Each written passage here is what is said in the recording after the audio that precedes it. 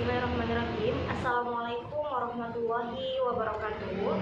Perkenalkan, nama saya Nelva Cynthia dari program studi Ilmu Hadis Fakultas Usul dan Filsafat UIN Araniri, Banda Aceh. Baiklah, selanjutnya saya akan memaparkan ataupun menguraikan isi dari karya saya dengan tema metode resolusi konflik moderasi beragama dalam perspektif hadis.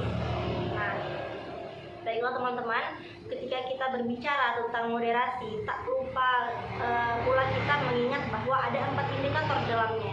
Yang pertama itu ada komitmen kebangsaan. Nah, yang kedua itu adalah toleransi, dan yang ketiga ada anti kekerasan, serta yang keempat ada akomodatif terhadap kepedulian ataupun kebudayaan lokal. Nah, selanjutnya, faktor yang sangat penting untuk memperkuat persatuan dan kesatuan juga menjaga perdamaian bangsa Indonesia atau disebut juga dengan moderasi beragama. Faktor moderasi beragama dianggap sangat penting dalam perwujudan peradaban dunia yang bermartabat sebagai upaya untuk senantiasa menjaga agar seberagam apapun, baik itu dari segi penafsiran, segi pemahaman terhadap agama, tetap terjaga sesuai koridor yang supaya tidak keluar dari berbagai asumsi-asumsi yang menyeleweng dalam pemahaman yang dapat kita peroleh gitu. Nah, moderasi beragama dapat dilakukan serta senantiasa dapat kita aplikasikan dalam kehidupan kita sehari-hari, sehingga dapat kita pahami bahwa ajaran agama secara utuh dengan mengedepankan keadilan, keseimbangan sosial maupun emosional. Namun, realitasnya moderasi beragama baik dalam keadaan sosial yang nyata, maupun dalam keadaan digitalisasi masa kini belum terlihat nih kerukunan dalam agama itu sendiri.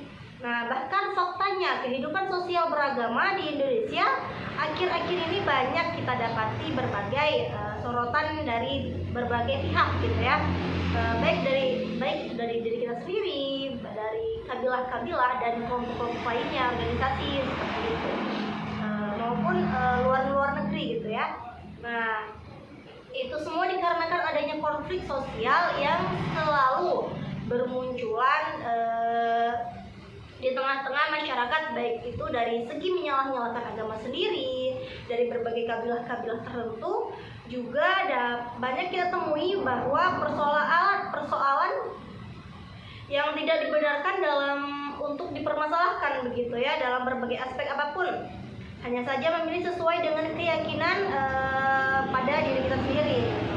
Tapi seperti ini mengharuskan kita untuk mengubah pola pikir kita, bagaimana caranya untuk mengupayakan Islam yang modern, Islam yang kata lainnya moderasi itu sendiri, dalam artian sebagai penengah, tidak ekstrem ke kiri dan tidak ekstrem ke kanan gitu.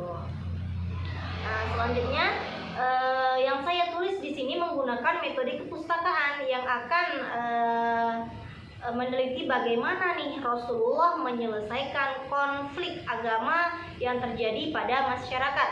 Dalam konseptual konflik yang mendasari adalah perbedaan kepentingan, tujuan, serta kebutuhan antara dua kelompok atau lebih.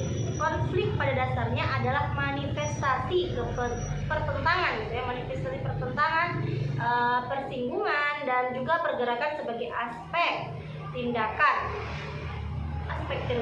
sosial gitu, antara dua ataupun lebih pihaknya.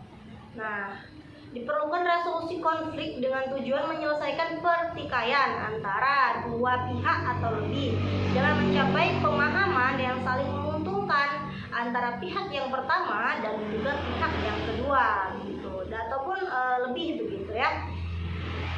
Dan juga mencegah terjadinya mencegah terjadinya eskalasi lebih lanjut dari konflik itu sendiri. Contohnya dalam negeri kita nih, yakni Indonesia, yang masyarakatnya masih rentan mengalami konflik-konflik karena beberapa faktor seperti tingginya tingkat segregasi sosial yang berdasarkan agama, terus ras dan etnis lainnya gitu. Kasus yang seperti ini pula dapat memberikan nilai-nilai yang tidak etnis bagi orang-orang non-muslim.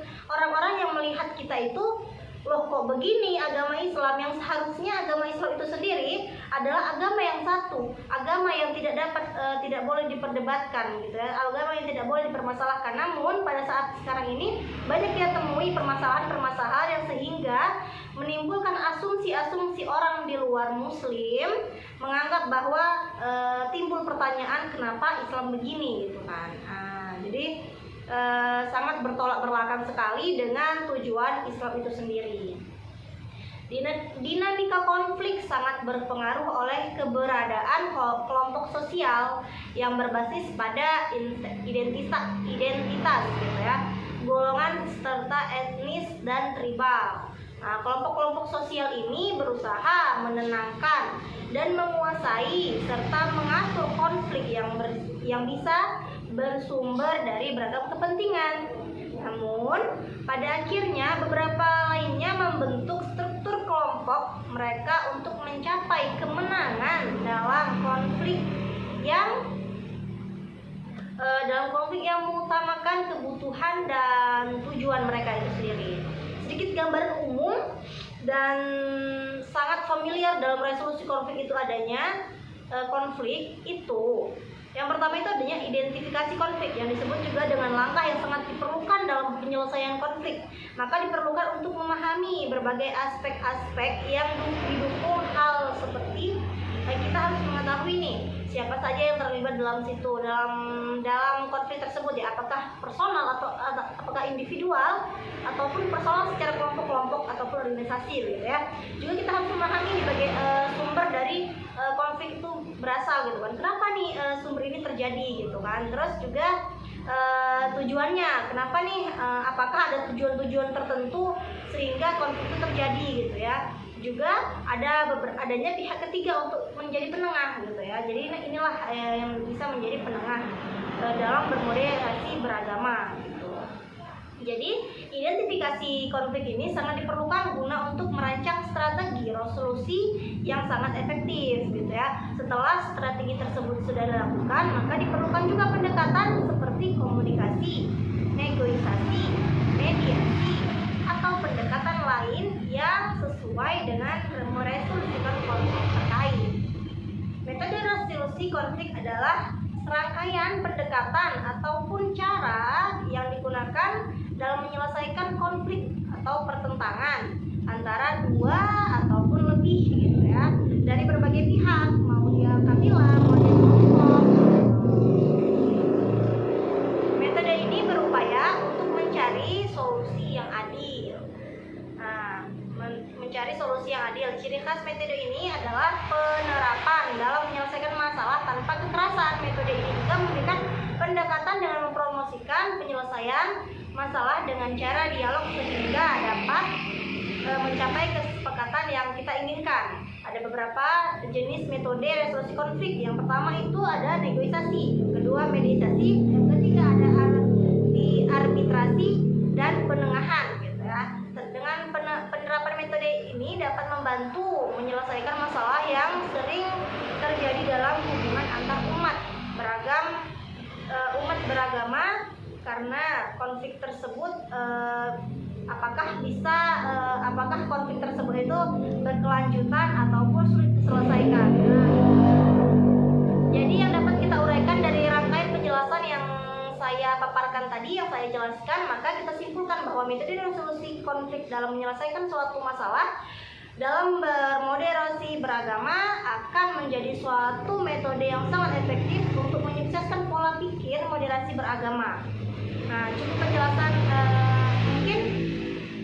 cukup ini penjelasan saya tentang bagaimana nih metode yang sesuai dengan hadis untuk memudahkan menyelesaikan masalah gitu kan. Mungkin cukup sekian dari penjelasan saya, mudah-mudahan bermanfaat untuk saya sendiri dan juga para pendengar yang telah menyaksikan. Kesempurnaan hanya milik Allah. Sekian dan terima kasih. Wassalamualaikum warahmatullahi wabarakatuh.